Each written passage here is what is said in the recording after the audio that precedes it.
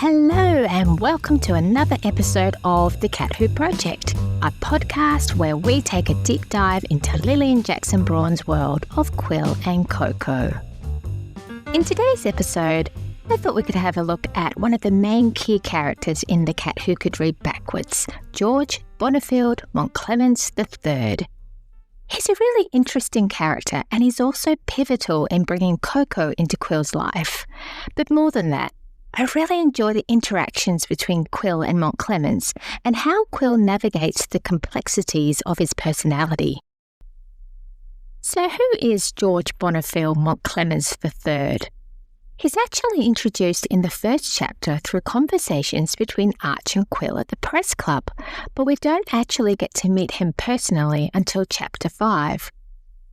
Mountclemens is an art critic who writes for the Daily Fluxion and has a massive readership, even bigger than the sports pages, so he's a big deal.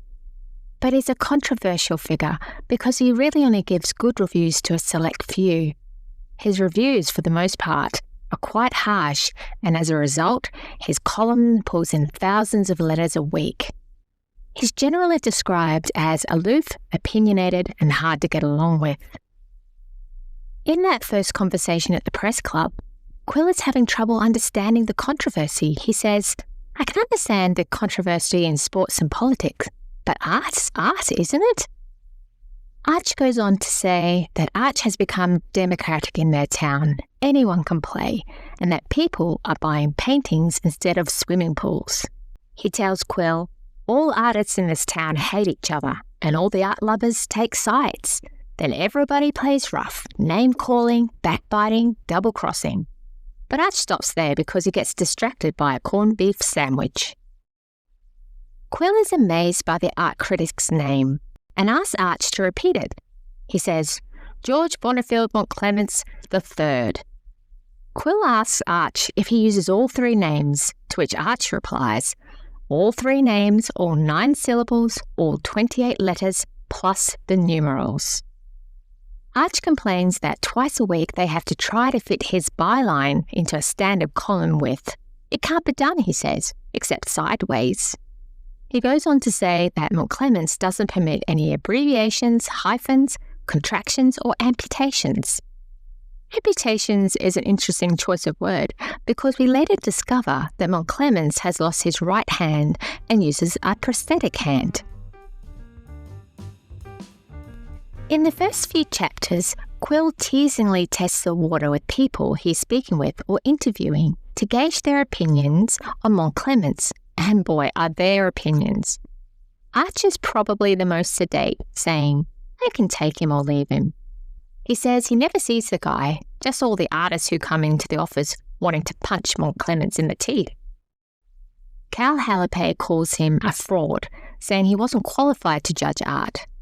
Museum director Noel Farha says that Mountclemens knows nothing about art, yet pollutes the city's art climate. And Butchie Bolton invites everyone to play a game of Kill the Critic at the Valentine's Ball, which involves a chalk outline of a man and some darts. At the press club, Qwill says to Odd Bunsen, "Mountclemens must be a real pill." Odd tells him that Mountclemens is always raising hell in the photo lab, phones in and tells him what he wants, which is always impossible. He says, "Old Monty is always beefing about our photographs. If I ever get a chance, I'd like to bust a speed graphic over his skull."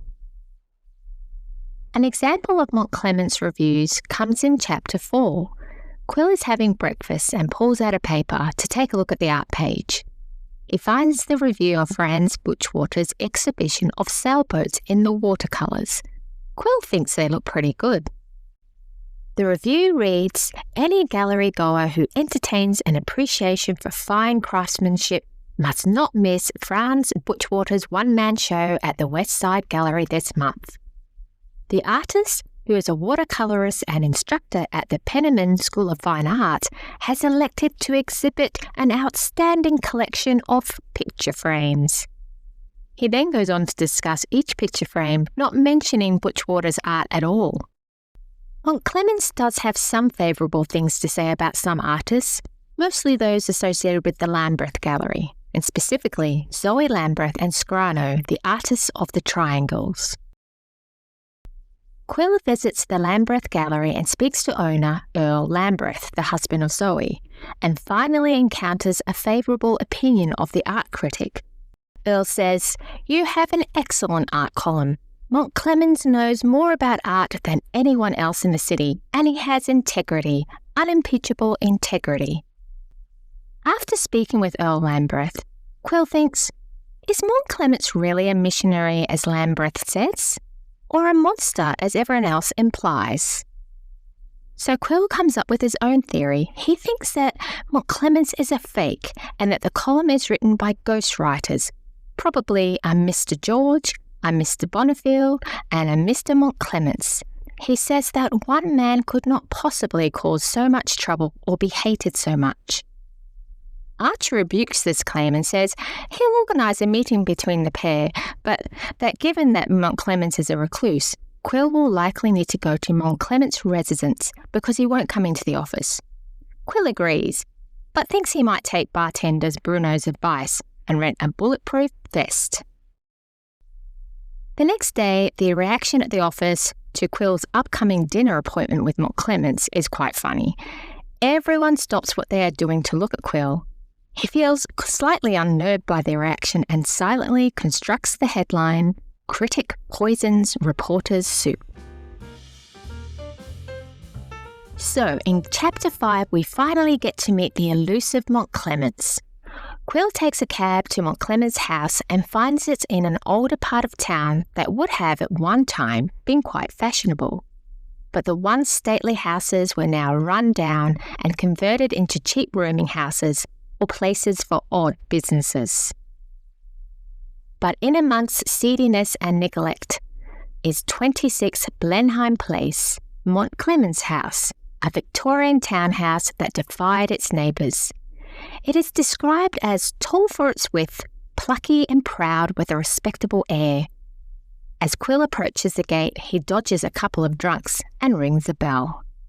He's let in 2 doors by remote buzzers and takes in his surroundings. It's palatial and dimly lit. Red carpet, ornate mirrors, a church pew, a table supported by gold lions. But where is Mountclemens? All of a sudden, he hears a voice that is clear with a finely honed edge. "Come right up, Mr. Quillerin."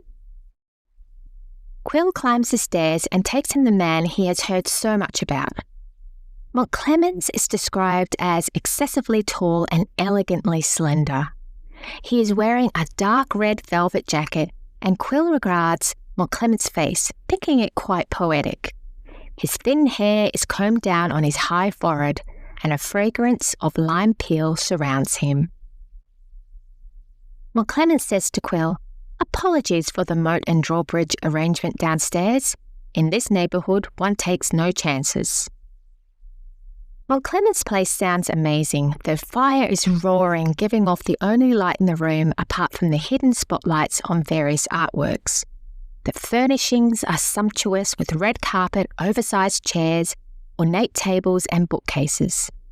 There are gold-gilded picture frames and artworks that cover every square inch of wall, including one that is instantly recognizable as a Van Gogh. Mountclemens notes Quill's reaction and says, "You seem impressed by my little collection, Mr. Quillerin, or appalled by my eclectic taste." Qwill is indeed in awe and responds by saying that it's like a pocket-sized museum.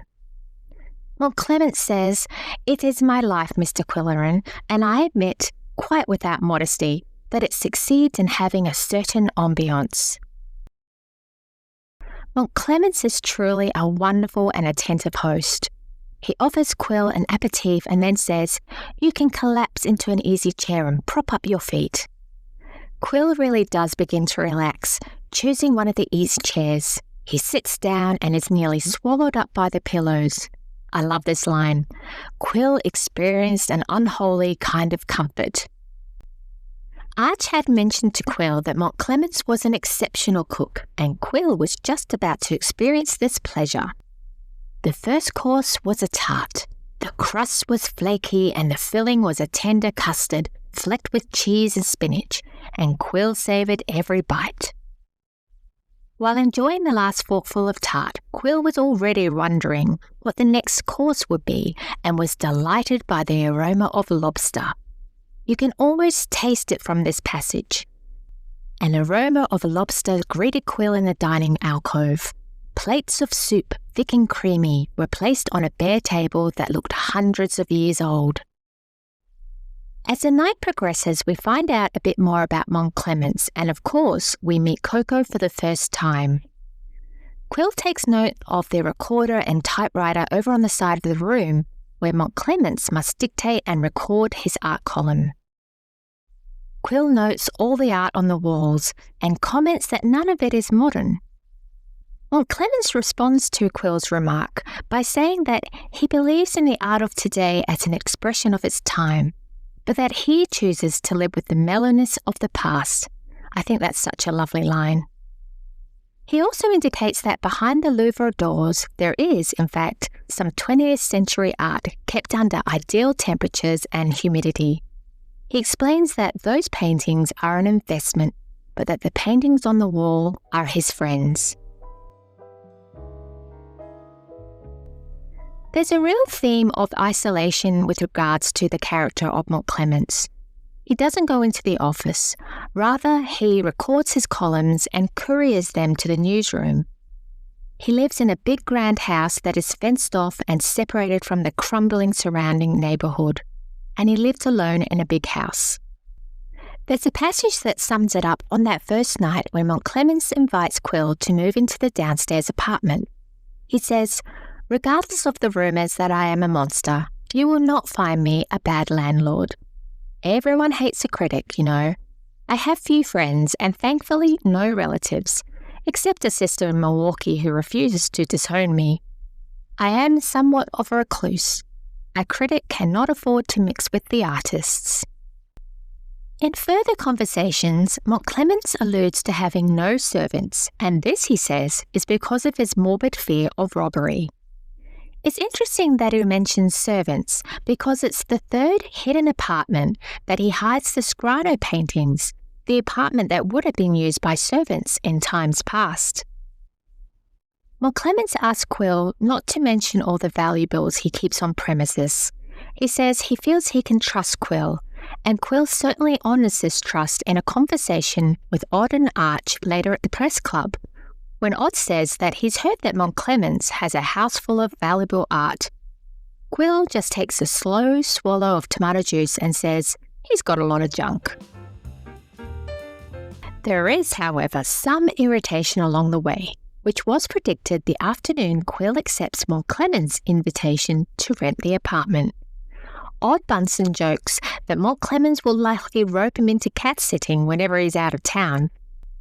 And indeed, it's not long before Mountclemens does start calling on Qwill to run errands.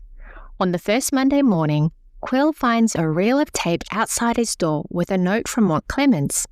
The writing is childlike and messy, but the message is short and sharp. Qwill takes the tape, but wonders why Mountclemens doesn't just use a messenger, as that's their job. But he takes the tapes and delivers them as asked. Later the same day, after fielding many angry calls about the latest Mountclemens column, Qwill heads to the press club, where he's teased by Bruno and Odd. Odd says, "I hear old Monty's got you running errands for him already." Qwill doesn't appreciate his comment. In a bad mood, Qwill heads home and finds another Mountclemens note in confusing abbreviations that basically directs Qwill to pick up his plane tickets. Qwill is really annoyed by the abruptness and lack of politeness, but he picks up the tickets from the place across the road from the Daily Fluxion. He is unfortunately spotted by Odd Bunsen, who later teases him yet again, saying, "Saw you in the airline office. Don't tell me you're running errands for Monty again." But when Qwill gets home that evening, there's a third note, and thankfully this one is an invitation to breakfast with Mountclemens the following morning. This note he liked. The first time I read The Cat Who Could Read Backwards, I thought for some reason that Mountclemens was an older gentleman, and I couldn't really understand his affair with Zoe. But when I read it this time, I realised that he's not elderly. I think he's described as not young or old. But I believe he's considered attractive, and Qwill thinks at one stage that Mountclemens would indeed appeal to women, thinking him suave, charming and elegant. I find the character of Mountclemens to be so interesting, maybe not entirely likeable, but so very interesting because he lives his life almost like he himself is a piece of art.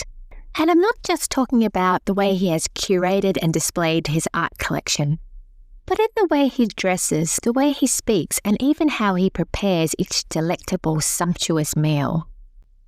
His house, too, could also be considered a piece of art, preserved and isolated from the surrounding, crumbling neighbourhood by a decorative but protective iron fence. Inside, everything is sumptuous, extravagant and elegant. I even love the way his kitchen is described as a lovely mellow clutter of antiques, copper utensils and clumps of dried vegetation. And then, of course, there's Qwill, Coco, who at this point is Mountclemens' cat.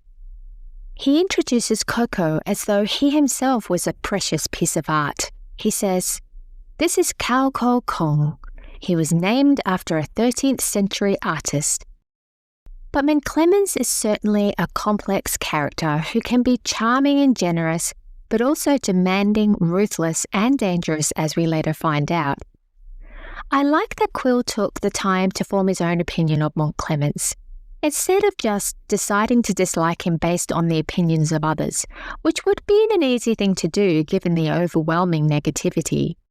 And finally, in the end, Qwill also uncovers the ruthless side of Mountclemens when he discovers that Mountclemens is not only a writer, curator, exquisite cook, and a generous host, but he's also a murderer.